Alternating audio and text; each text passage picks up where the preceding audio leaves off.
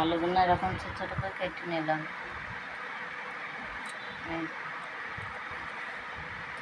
একটু ময়দা দিয়ে দিলাম, আদা কুচি, লঙ্কা কুচি, পেঁয়াজ কুচি, রসুন কুচি, ভালো করে তাকে মাখিয়ে দেবো।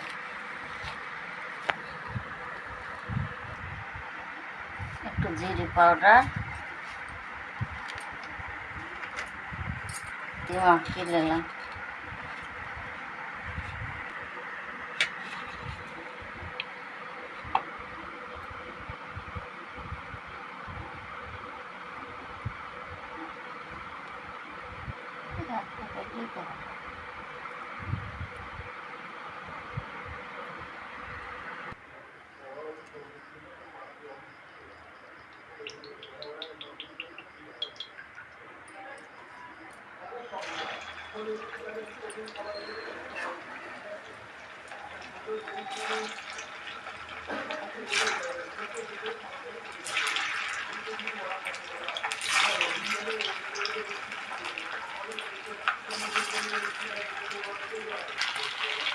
তেলটা গরম হয়ে গেল, হয়ে যাওয়ার পর পকোড়াগুলো দিয়ে দিলাম।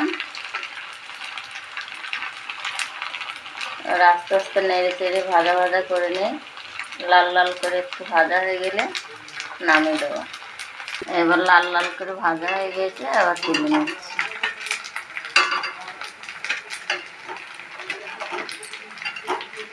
এই যে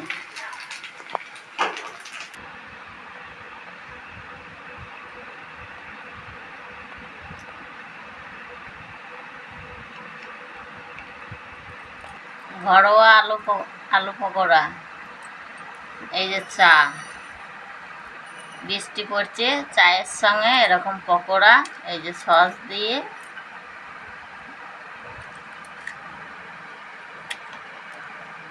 আপনারা বানিয়ে খাবেন, দেখবেন খুব তাড়াতাড়ি বানানো হয়ে যাবে। আপনারা ঘরে বানিয়ে খেয়ে দেখবেন এবং আমাকে জানাবেন। লাইক, শেয়ার, কমেন্ট করবেন।